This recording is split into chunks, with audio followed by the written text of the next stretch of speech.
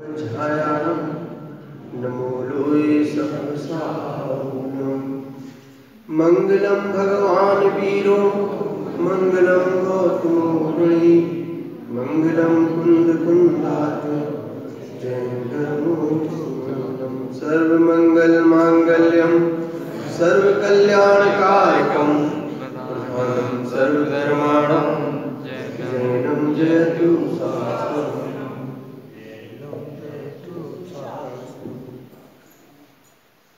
देखो श्री उपदेश शुद्धसार जी यहाँ पर विराजित है। 62 नंबर की गाथा मेरे सामने है। तत्काल कम विलयम तत्कालम राय विषय मय गलियम। ये उधार का धर्म नहीं है, नगद का धर्म है। जिन धर्म ऐसा नहीं कहता कि या तुम अच्छे काम करो तो फिर वैकुंठ में जाके और तुम्हें कोई वहां बैठे हैं चित्रगुप्त महाराज और वे तुम्हारा हिसाब किताब देख के बताएं कि इन्हें क्या फल दिया जाए। यहाँ तो गुरु महाराज कहते हैं तत्काल कम विलयम।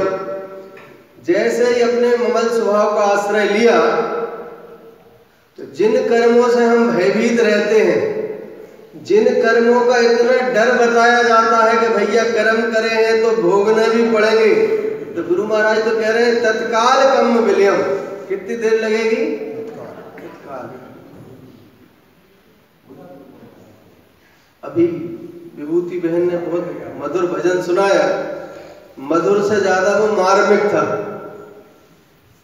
हम मस्त रहते हैं, ये ज्ञानियों की दशा है। कर्मों के उदय ज्ञानी अपने में स्वीकार ही नहीं करता, कर्मों का बंध भी ज्ञानी अपने में स्वीकार ही नहीं करता। कर्म कर्म से बनते हैं, कर्म कर्म में उदय आते हैं। मतलब पौद्गलिक रचना है ना कर्म। जब कर्म पौद्गलिक है तो उनका फल जीव में कैसे आ सकता है? ये वस्तु तत्व विचारने की बात है। कम तत्काल विलयम और तत्कालम राय विषय मय गलियम। ये राग दोष और जो मान है ये भी तत्काल गल जाते हैं।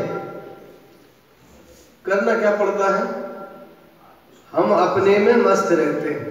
अपने स्वभाव में मस्ती जब आती है तो कर्म का विचार भी नहीं होता ज्ञानी को। क्यों? कर्म के उदय में तो ज्ञानी को घबराना चाहिए ना। क्यों नहीं घबराता ज्ञानी कर्म के उदय में? क्योंकि कर्म का उदय मेरे में नहीं है और कर्म का उदय मैं नहीं हूं। देखो यही तो वस्तु स्वभाव की स्वीकारोक्ति है। यही तो तत्वार्थ श्रद्धानम सम्यक दर्शनम है कि 6 द्रव्य अपने अपने में मस्त हैं। वो पुद्गल कर्म कब तुम्हारी तरफ देख रहा है? वो कब कह रहा है कि मेरे उदय में तुम मुझे भोगो?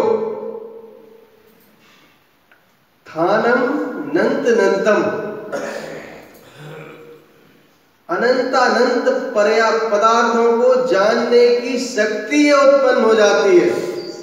थानम शुद्धम।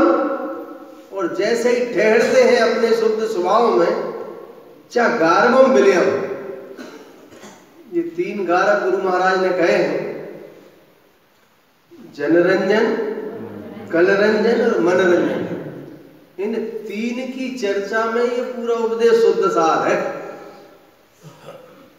हम सब धर्म क्रिया भी करते हैं तो उससे मुझे क्या आनंद मिलना ये नहीं देखते।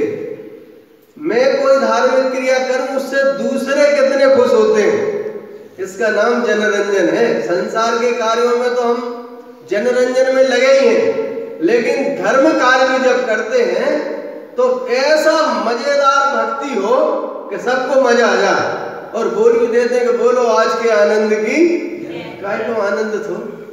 खूब नाच गाना हुआ, खूब चमर हुए, खूब संगीत से मंदिर विधि हुई। बिना संगीत की मंदिर विधि भी कोई मंदिर विधि है? मतलब मंदिर विधि को तो ने तो तुम्हें स्पर्श भी नहीं किया, तुम तो राग रंग में मस्त हो गए और खुश हो गए कि आज तो गजब की भक्ति हुई। तो गुरु महाराज कह रहे हैं कि ये जनरंजन कलरंजन, जब अपने आप को शरीर मानते हैं तो उसी के श्रृंगार में, उसी की संभाल में 24 घंटा व्यस्त रहते हैं। इसका नाम कलरंजन है और मनरंजन तो है ही। जब जनरंजन और कलरंजन है तो मन प्रसन्न होता है। दर्पण के सामने खड़े होके और एक एक बाल संवारते हैं और क्रीम पाउडर लगाते हैं चेहरे पे, तो कलरंजन के कारण मनरंजन होता है। मन को प्रसन्न करने के लिए हम जनरंजन और कलरंजन में फंसे रहते हैं। तो गुरु महाराज कह रहे हैं कि अपने स्वभाव के आश्रय पूर्वक ये तीनों प्रकार के गारव, जनरंजन, कलरंजन और मनरंजन, ये विलायमान हो जाते हैं। तो व्रती भी हो गए तो भी कपड़े अच्छे दिखना चाहिए, ये भाव मन से नहीं जाता। झकाझक होना चाहिए। शुद्धता अलग बात है और सुंदरता अलग बात है। ज्ञानी के जीवन में शुद्धता का सौंदर्य होता है। ज्ञानी के जीवन में पर वस्तुओं से सौंदर्य नहीं होता। ज्ञानी तो अपने शुद्ध परिणति, स्नान भी ज्ञानी का काहे के लिए होता है? शरीर की शुद्धता के लिए। वहां ऐसा नहीं है कि अच्छी साबुन होना चाहिए और साबुन में भी कोई निश्चित ब्रांड होना चाहिए कि इसी ब्रांड की साबुन होना चाहिए। ज्ञानी का जीवन और अज्ञानी के जीवन में दिन और रात जैसा अंतर है। ज्ञानी का जीवन तो दिन के प्रखर प्रकाश की तरह है, जहां सब कुछ स्पष्ट होता है, सब कुछ जो अंदर है सो बाहर है। ऐसी दशा ज्ञानियों की होती है। वो तो ऐसा है जिसके प्रकट सम्यक दर्शन ज्ञान चारित्र की प्रकटता हुई है, उसका जीवन उसके स्वयं के लिए तो आनंद रूप होता ही है, दूसरों के लिए भी आनंद देने वाला होता है। ज्ञानी का संयोग मिलते ही हमें आनंद की अनुभूति क्यों होती है कि चंदन किसी के माथे पे लगा हो और उसकी सुगंध दूसरे को भी ना आए। दूसरे के माथे पे अपन चंदन की बिंदी लगाते हैं तो अपनी उंगली तो पहले सुवासित हो जाती है। तो ज्ञानियों का जीवन, ज्ञानियों का दर्शन, ज्ञानियों की वाणी सब कुछ आत्माश्रित होती है।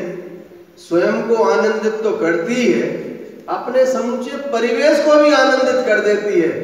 इसलिए गुरु महाराज कह रहे हैं कि भैया ऐसे अपने ममल स्वभाव का आश्रय लो, उसी के आश्रय पूर्वक ये संसार का अभाव होगा।